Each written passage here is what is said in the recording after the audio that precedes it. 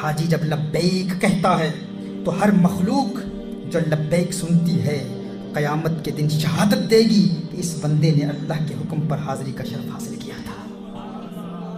दीवारें कहेगी इसने लब्बैक कहा था, दरख्त कहेंगे इसने लब्बैक कहा था, वो गाड़ियाँ जिन पर सफ़र कर रहे हो वो कहेंगी इसने लब्बैक कहा था।